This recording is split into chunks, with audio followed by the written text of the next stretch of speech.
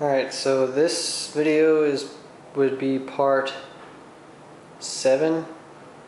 Basically, I'm just going to explain my suspension theory of, or the suspension setup I thought about doing, incorporating the ATV motor instead of that tiny little Yamaha.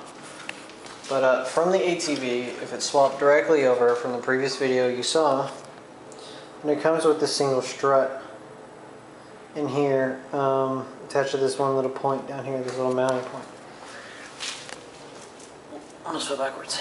Now from here, I have a lot of room for that little 80cc motor to put in here. But if I wanted to use the little 80cc motor, I found out that my sprockets, the ATV sprocket doesn't match the chain that came with the Yamaha, and the sprocket on the Yamaha engine doesn't match this. And the ATV chain doesn't match the Yamaha motor sprocket. And I don't know what sprocket to actually go get. So I thought, well, how can I make the ATV engine work? I would have to have a lot more space. And so what I found is this Playmate cooler is about the same size roughly as the ATV motor. Just roughly. The motor is a little bit bigger, but this is also the cooler is a nice big bulky box to at least fill out all the corners, if you know what I mean. So if we were to put this motor in there like so, we would have to put it somewhere down here, which doesn't work because the sprocket drive is on the right side, and as you can see, this is the left side of the motor, or where the chain would ride up on the left side of the motor. So it can't do that.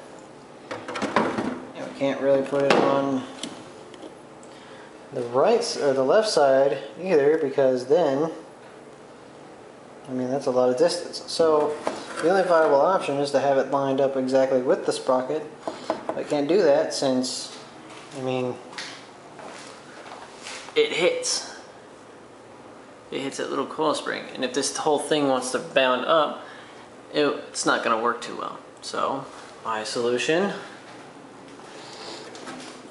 let me get this out of here. Let me set this camera down.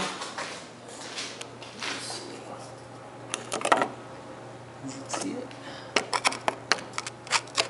Yeah, you can see it pretty well. Let me stand next so I give you an idea how tall this actually is. That's a pretty tall go-kart. Comes up to my hips on the top of the body. Anyway, this is just sitting in here. But here's my idea. Instead of that single point of having this pivot here for one single suspension unit, I'm thinking about building, or probably stealing that off there or another old strut, putting it exact center here, setting this right there. I'll set it there just for reference, just so we can see it from there. And then when I bought my Dodge truck, it came with these two Edelbrock shocks. So why can't these sit in there wide like so? This is my question to you. Now if those were in there, let's set these in here. Hopefully they don't fall and spring open. So it would suck.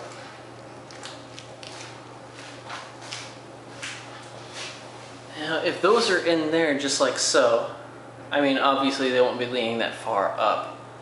We can build some bracing coming apart, like on the inside of the box. But if we, like, see what I mean, have points coming out here, or, you know, coming off this inside bar out to here, to hold those, or even place the ends of those into this bar here. I'm not sure, but that gives me all this extra room.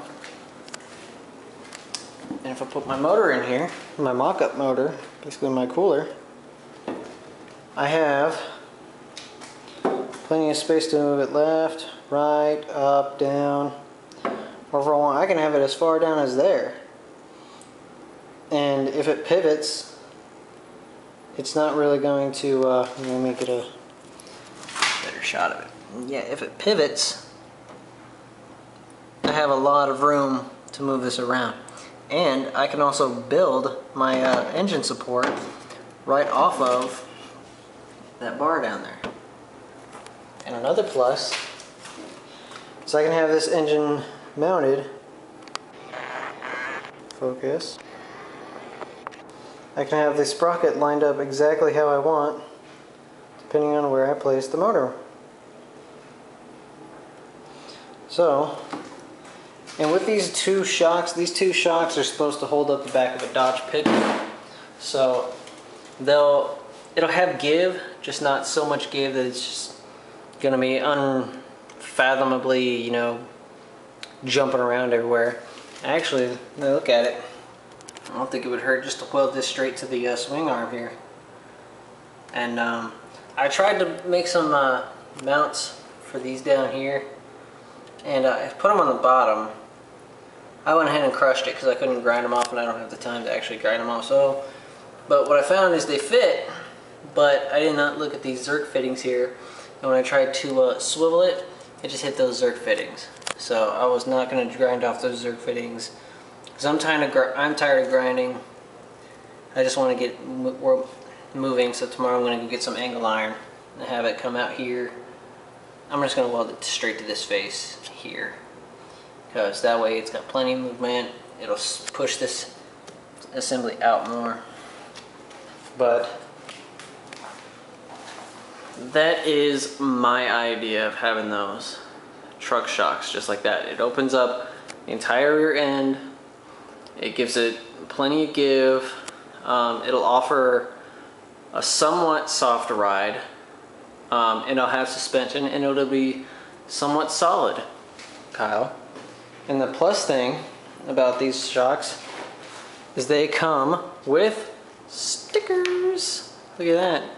That's like plus 35 horsepower there. So that's my idea. Yeah, bye.